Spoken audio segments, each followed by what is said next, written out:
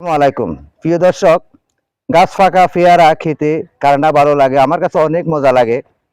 এই যে এখানে যে পেয়ারা বাগানে আমি যে পেয়ারাগুলা খাই, এগুলা কিন্তু গাছে ফেঁকে থাকে।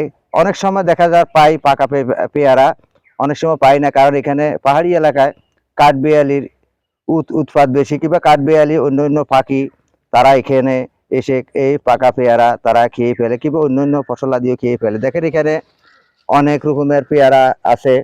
পেয়ারা ধরার কোনো শেষ নাই। একটা পেয়ারার পরে আরেকটা পেয়ারা, একটা ছিটতে না ছিটতে কিন্তু আবার পেয়ারা ধরে। এই যে দেখতেছেন এখানে সম্পূর্ণ পেয়ারা আর পেয়ারা। আমি এখানে সব সময় পেয়ারা দেখাশোনা করি, কিবা এখানে শুধু পেয়ারা না, অন্য অন্য চাষাবাদও আছে। এই যে দেখতেছেন এখানে সব ফুল দিয়ে দিছে, এখন পেয়ারা গাছে সম্পূর্ণ ফুল দিছে, সম্পূর্ণ ফুলে ফুলে ভরে গেছে।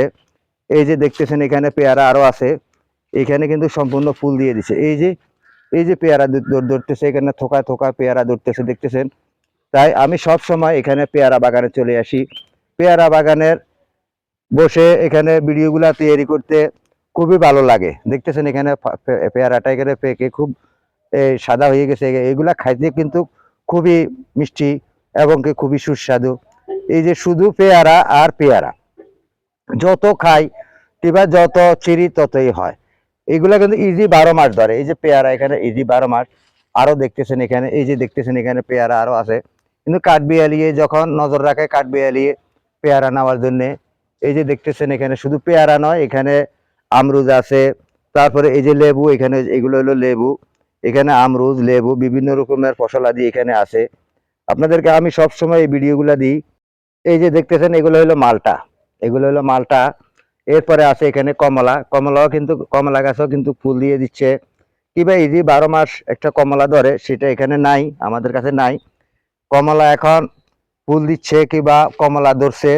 এই যে পেয়ারা ধরছে, বিভিন্ন রকমের ফসলাদি এখানে লাগানি হয়। কারণ আপনারাও যদি আপনাদের পারেন, আপনারা যারা শহরবাসী আছেন, আপনাদের বিল্ডিং এর ছাদে কিবা টপের মাধ্যমে ক্যারাডের মাধ্যমে আপনারা চাষাবাদ করতে পারেন, কিংবা বাড়ির আঙিনা পুকুর পাড়ে আপনারা যেখানে পারেন খালি পরিত্যক্ত জায়গাতে আপনারা চাষাবাদ করেন। চাষাবাদের মাধ্যমে অবশ্যই আপনি নিজেও খেতে পারবেন, কিংবা বাজারে বিক্রি করতে পারবেন। তাই সব সময় কৃষিতে মনোযোগী দিন, অন্যদেরকেও সহযোগিতা করুন, তারাও যেন কৃষিকাজে আসে। সকলকে সেই প্রত্যাশা জানিয়ে ইউটিউব চ্যানেল ও ফেসবুক পেজ থেকে বিদায় নিচ্ছি।